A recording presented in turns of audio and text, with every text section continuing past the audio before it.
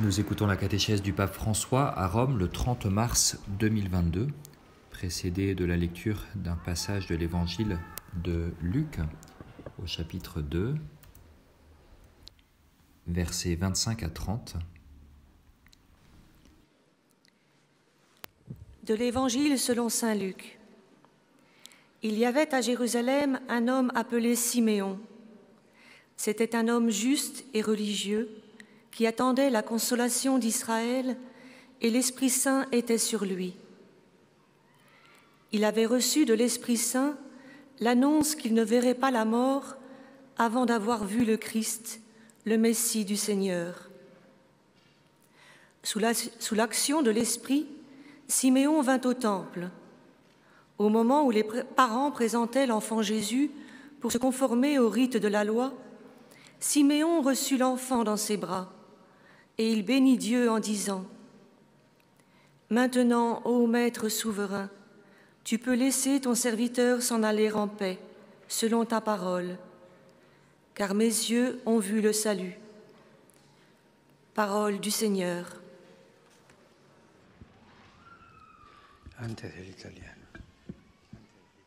La parole du pape maintenant. Cari fratelli e sorelle, buongiorno. Chers frères et sœurs, bonjour. Nel nostro itinerario di catechesi sul tema della vecchiaia, oggi guardiamo al tenero quadro. Notre itinéraire de catéchèse sur le sujet de la vieillesse nous porte aujourd'hui à regarder ce cadre de l'évangéliste Luc qui nous montre deux figures d'anciens, Siméon et Anne. Leur raison de vie avant de dire au revoir à ce monde est l'attente de la visite de Dieu. Ils attendaient que Dieu vienne les visiter, c'est-à-dire Jésus. Siméon sait par intuition de l'Esprit Saint qu'il ne mourra pas avant d'avoir vu le Messie. Anne fréquente chaque jour le temple en se dédiant à son service. Tous les deux reconnaissent la présence du Seigneur dans l'enfant Jésus, qui comble et console leur longue attente et les rassure alors qu'ils prennent congé de la vie. C'est une scène de rencontre avec Jésus et d'au revoir. Que pouvons-nous apprendre de ces deux figures d'anciens pleins de vie spirituelle? Ils nous montrent que l'attente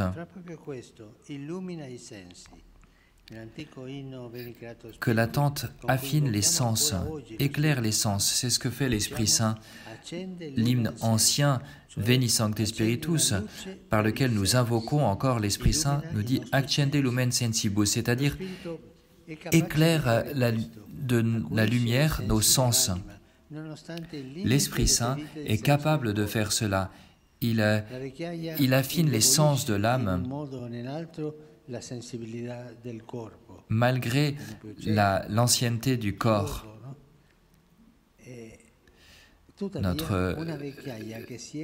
Notre grand âge peut rendre notre corps un peu moins sensible, notre vue, notre ouïe, mais une vieillesse qui s'est entraînée dans l'attente de Dieu ne perdra pas le sens spirituel. Au contraire, cette personne sera plus sensible pour accueillir le Seigneur quand il passe. Souvenons-nous qu'une attitude du chrétien est d'être attentif aux visites du Seigneur, car le Seigneur passe. Il passe dans notre vie, il passe dans les inspirations, l'invitation à être meilleur. Et saint Augustin disait « J'ai peur de Dieu quand il passe ». Mais comment as-tu peur de Dieu? Oui, j'ai peur de ne pas me rendre compte, et de le laisser passer. Et l'Esprit Saint prépare nos sens pour saisir quand le Seigneur nous visite. Une visite comme il l'a fait avec Siméon et Anne. Aujourd'hui, nous avons Nous avons besoin d'une vieillesse d'anciens dotés de ces sens vifs, capables de reconnaître les signes de Dieu. Le signe de Dieu qu'est Jésus. Un signe qui nous met toujours en crise. Jésus nous met en crise, car il est signe de contradiction, mais qui nous remplit aussi de joie. Dans la crise ne nous conduit pas nécessairement à la tristesse, non. Être en crise pour le service du Seigneur nous donne de la paix, de la joie si souvent. L'anesthésie des sens spirituels, cela est triste, l'anesthésie des sens spirituels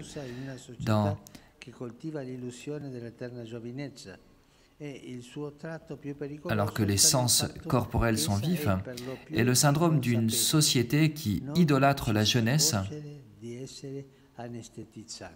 mais qui reste inconsciente, qui ne se rend pas compte qu'elle est anesthésiée. Et cela arrive malheureusement.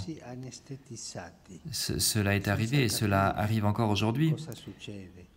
Des sens anesthésiés qui ne sont pas capables de comprendre ce qui est en train de se passer. Les sens intérieurs, les sens de l'Esprit Saint, pour comprendre la présence de Dieu ou la présence du mal. Des sens anesthésiés qui ne savent pas distinguer. Quand tu perds la sensibilité du toucher ou du goût, tu t'en rends compte tout de suite. Mais la sensibilité de l'âme, cette sensibilité de l'âme, tu peux l'ignorer très longtemps, vivre sans te rendre compte que tu as perdu cette sensibilité de l'âme. Elle ne concerne pas uniquement la pensée de Dieu ou de la religion. L'insensibilité des sens spirituels concerne aussi la compassion, la piété et le remords, la fidélité, l'honneur, la tendresse, la responsabilité, la compassion. C'est curieux. Cette insensibilité t'empêche de comprendre la compassion, de comprendre la piété et la pitié, d'avoir honte, d'avoir du remords, d'avoir fait une chose mauvaise. Les sens spirituels anesthésiés confondent tout et on ne ressent pas spirituellement ces choses-là. Mais la vieillesse devient alors la première perte, la première victime de cette perte de sensibilité. Dans une société qui exerce surtout la sensibilité de la jouissance, alors manque forcément la sensibilité vis-à-vis des fragiles et on perd cette sensibilité. Bien sûr, la rhétorique de l'inclusion est la formule rituelle de tout discours politiquement correct, mais cela ne conduit pas automatiquement à une correction des pratiques de cohabitation humaine, une culture de la tendresse humaine.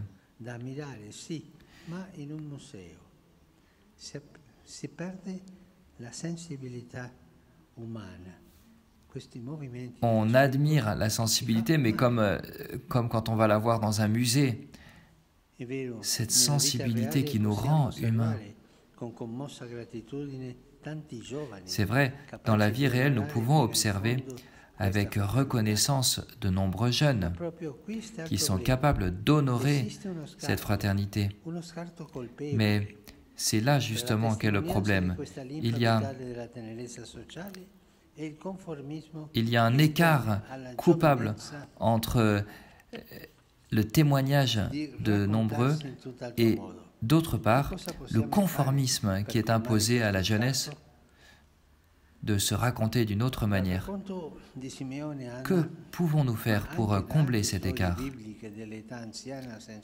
Le récit de Siméon et d'Anne, mais aussi d'autres histoires bibliques d'anciens, ces récits nous donnent une indication cachée qui mérite d'être montrée. En quoi consiste concrètement la révélation qui embrase la sensibilité de Siméon et d'Anne? Elle consiste à reconnaître en un enfant qu'ils n'ont pas engendré et qu'ils voient pour la première fois le signe certain de la visite de Dieu. Ils acceptent qu'ils ne sont pas les protagonistes, qu'ils ne sont que témoins. Et quand on accepte qu'on n'est pas le protagoniste, l'acteur principal, mais qu'on s'implique comme témoin, alors cela va bien. Cet homme, cette femme mûrit bien. Mais si tu veux toujours être le protagoniste ou rien, alors tu ne mûriras jamais sur ce chemin vers la plénitude de la vieillesse. La visite de Dieu ne s'incarne pas dans la vie de ceux qui veulent être protagonistes et jamais témoins. Elle ne les conduit pas sur la scène comme des sauveurs. Dieu ne prend pas chair dans leur génération, mais dans la génération qui doit venir. Ils perdent l'esprit, ils perdent cette envie de vivre avec maturité, et comme on a l'habitude de le dire, on vit avec superficialité. C'est la grande génération des superficiels qui ne s'autorisent pas à sentir avec la sensibilité de l'Esprit Saint. Mais pourquoi? En partie par paresse et en partie parce qu'ils ne peuvent plus. Ils ont perdu cette sensibilité. Que c'est triste quand une société perd cette sensibilité de l'esprit et que c'est beau au contraire quand on voit des anciens comme Siméon, comme Anne qui conservent cette sensibilité de l'esprit et qui sont capables de comprendre les différentes situations comme ces deux-là ont compris cette situation qui est face à eux, qui est la manifestation du Messie.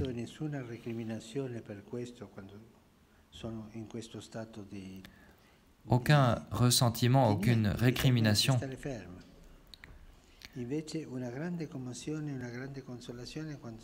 Quand ils sont dans cet état d'arrêt, mais au contraire, il y a une grande consolation quand ces sens spirituels sont vifs, sont encore vifs. La consolation de pouvoir voir et annoncer que l'histoire de leur génération n'est pas perdue grâce à cet événement qui prend chair et qui se manifeste. C'est ce que ressent un ancien quand ses petits-enfants viennent le voir. Il se sent revivre. Ah, ma vie est présente dans cet enfant. Il est tellement important d'aller voir les anciens, de les écouter, de leur parler, parce que là se joue cet échange de civilisation, cet échange de maturité entre les anciens et les jeunes, et ainsi notre civilisation peut avancer de manière mûre. Seule la vieillesse spirituelle, l'ancienneté spirituelle peut donner ce témoignage lumineux et valable pour tous. La vieillesse qui a cultivé la sensibilité de l'âme éteint toute jalousie entre les générations, tout ressentiment, toute récrimination. Pour l'avènement de Dieu dans une génération qui vient, qui arrive alors que l'on dit au revoir. Voilà ce qui arrive avec un ancien ouvert, un jeune ouvert. On dit au revoir à la vie, mais on transmet sa propre vie à la nouvelle génération. Et voilà ce congé, cet au revoir de Siméon et d'Anne. Maintenant, je peux partir en paix. La sensibilité spirituelle de l'ancienneté, de l'âge ancien, est d'abattre la compétition, les conflits entre les générations de manière crédible et définitive. On dépasse, cette sensibilité dépasse le conflit. Elles vont au-delà du conflit. Elles cherchent l'unité et non pas le conflit. Mais cela est impossible, cette sensibilité spirituelle est impossible aux hommes, mais possible pour Dieu.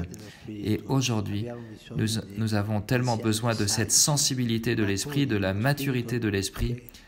Nous avons besoin d'anciens sages, mûrs dans l'esprit, qui nous donne une espérance